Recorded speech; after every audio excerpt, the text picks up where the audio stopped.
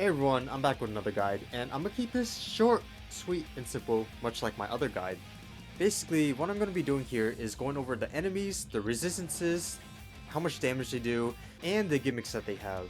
Then I'm gonna go into a spiel about the boss, when to attack her, when she could be damaged, what she does, you know, all that juicy stuff that you guys want to hear. But for now, I'm gonna be starting off with the basic enemies.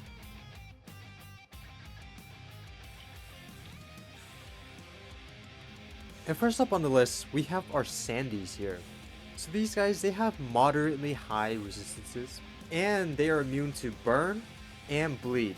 Those two status effects do not affect them in any way whatsoever.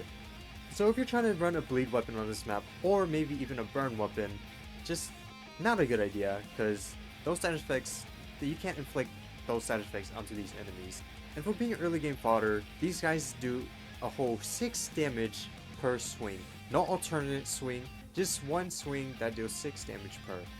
So as usual, nothing too remarkable about these guys. They have high resistances, they resist bleed, they resist burn. Nothing to note about these guys, just be careful. Don't let them crowd up.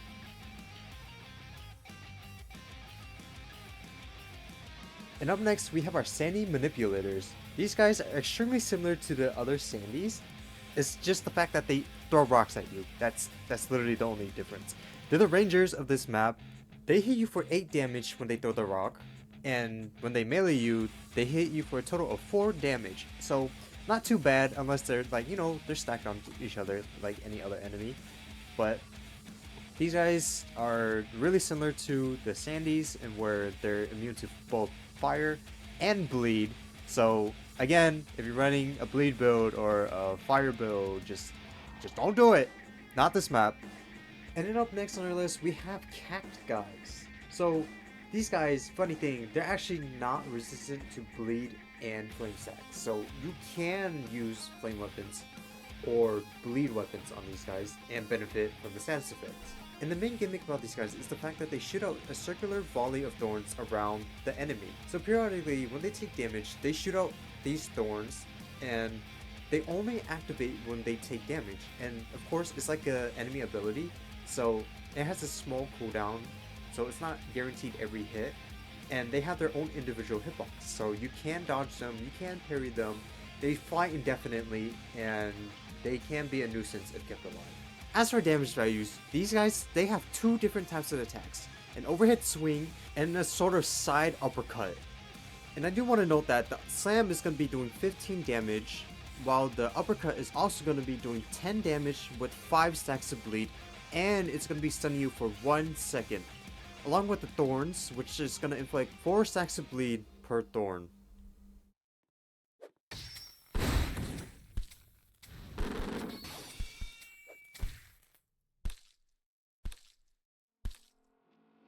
And the next enemy is going to be the Tri-Blade Snipers. See, these guys, they have a cloak where they become transparent and hard to see at a distance. Dealing damage or having them take damage decloaks them, but after a brief period of time, they're able to recloak again. And again, I do want to say that these guys are vulnerable to the bleed and burn status effects as well, same as the Cactguys. However, the burn status effect isn't really going to affect them as much, and similarly to any other enemy, bleed is obviously going to be able to do its job. As far as damage values go, the bullet is going to be doing 10 damage with 6 stacks of bleed, while the melee attacks are going to be doing 4 damage alongside 4 stacks of bleed. Another thing I have to say about these guys is the fact that they can be seen using the environment.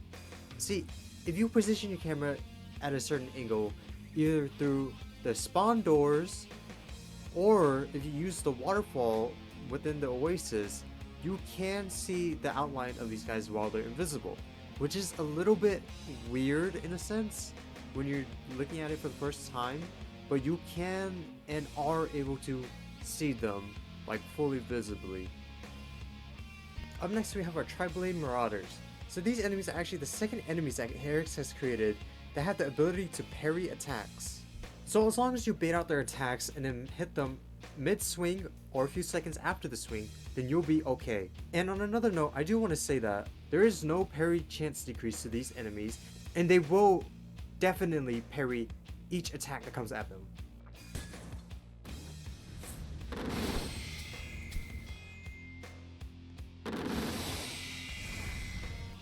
because of the way how these specific enemies work, you're gonna have to bait out their attack and then hit them with a move that can stun enemies. However, you are going to have to hit them 2 times with a move that can stun enemies in order to truly stun them.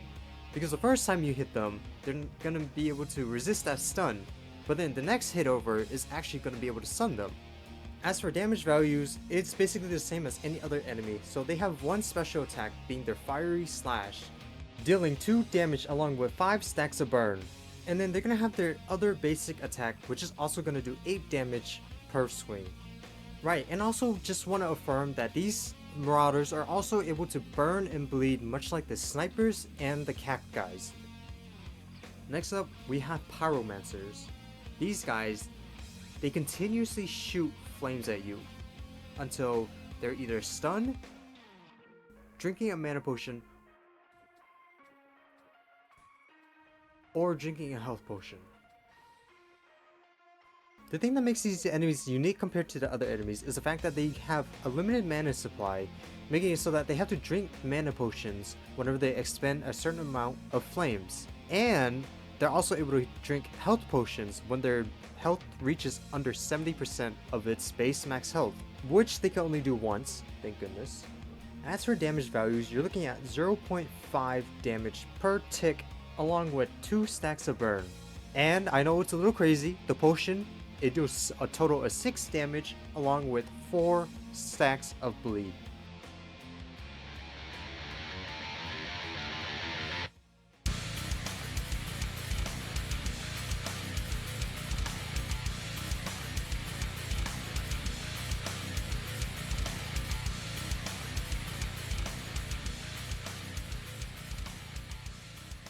Alright, so going into wave 15 is when the boss is going to arrive. She has a preset spawn being on this little ledge and absolutely parries any attack that you try to throw at her. And again, like completely immune to fire, so flame doesn't work, but bleed does. So she could bleed but not burn. And one more thing, the exception of Eye of Chaos, which can practically bypass all parries known to our current generation of enemies. So if you use Eye of Chaos, you could practically bypass her parry. And I do want to further emphasize that Artresia has a specific time frame where she's going to attack you before she quote unquote burns out of her attack mode. No pun intended, by the way. And that's when you're going to have your opportunity to attack her. Now, Artresia's Onslaught mechanic is going to be a little bit complicated to explain, so I'm going to base it off of the Trello. On her initial spawn, she's going to have her timer set to 15 seconds, and that's going to be how long she's going to be attacking you up until she has to rest. Then after that rest, the timer is then going to be set to 20 seconds, which is going to make her attack you for 20 seconds, so you're going to have to endure that 20 seconds of Onslaught in order to damage her in her resting phase.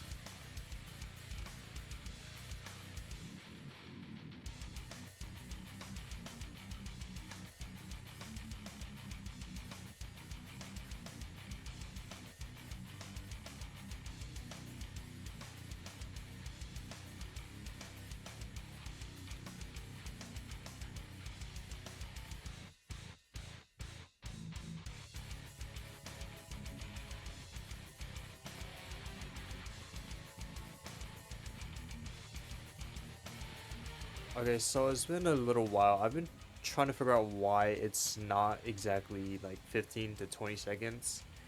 So apparently it's either bugged or the Trello's not 100% accurate.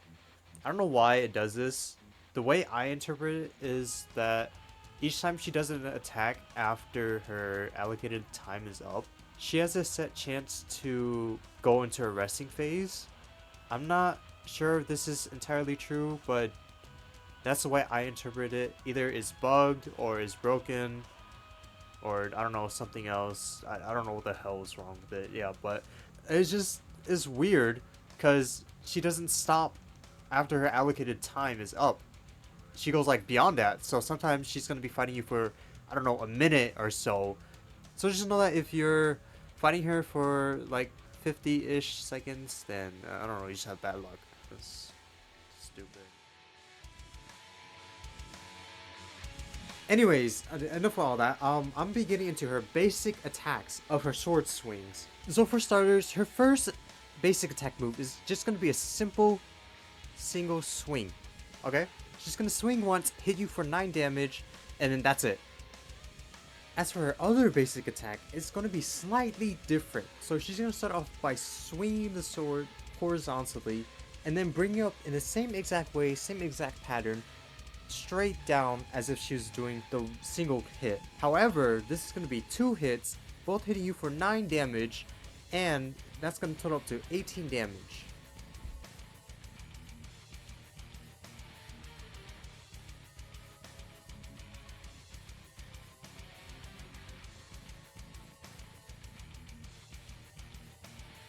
Okay, so next we're going to have her special attacks, and I do want to warn you that these attacks come out relatively quickly, and they're going to have their own distinct timings whenever you want to evade or parry them.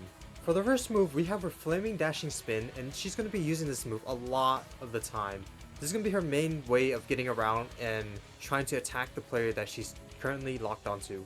So looking at the attack visually, she's going to dash forward and spin, and she's going to do this twice while she's in phase 1. And I'll give a more detailed explanation later on, since this is phase 1 after all. The moveset does become a little bit altered when we get into phase 2. So we're going to play that back. As you can see, Artresia is going to be dealing 5 damage per spin, inflicting 2 stacks of burn, and stunning you for 0.4 seconds. Now, she's going to be doing this attack 2 times, meaning that she's going to deal 10 damage in total, along with 4 stacks of burn. Next up, we're going to have Artresia's Charging Slash. So basically, she could teleport to anybody, anywhere from any part of the map, and teleport in front of the player, and she's going to slash up with an undodgeable move. So you're going to have to parry this, and it's going to deal a whole 10 damage.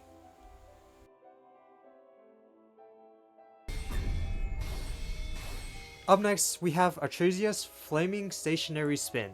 So this move, she's going to stand still and glow red, hitting you with the undodgeable 3 times.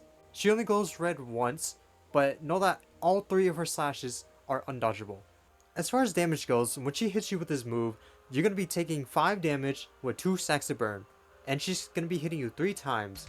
However, on the second hit, you're going to be unable to contract that 2 stacks of burn, so you're going to be avoiding that second stack of burn. If you do get hit by the 3rd slash, you will receive that other 2 stacks of burn.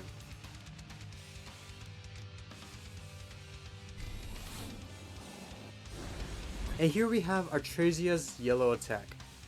So this move has quite the long windup. You can dodge it and use iframes to avoid it. However, it is unparryable. You absolutely cannot parry this attack at all. And in the damage department, we're looking at 12 damage with 1 stack of burn. So that's gonna deal 16 damage in total.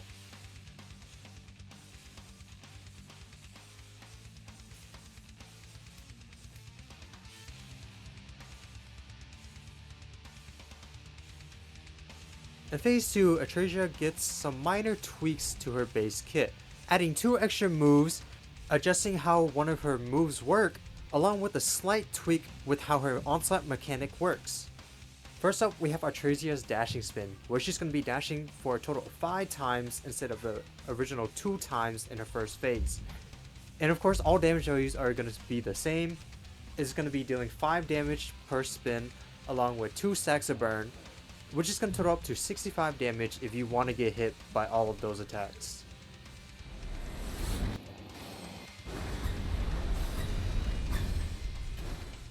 And for these final moves, I'm going to put these into a 2-for-1 final, because these 2 moves are usually comboed together all of the time. It's going to be the Infernal Crash along with the red attack right after the yellow attack. Now let me tell you, Charging Slash, when she uses it, it's a guaranteed chance for her to use Infernal Crash right after. And then after her yellow move, it's guaranteed chance for her to hit that red move along with the slash and crash. She's guaranteed to do that combo every single time, and after she does her slash and crash, there's a chance that she does it again. so you always want to keep watch. She will always be quick with switching into her different moves.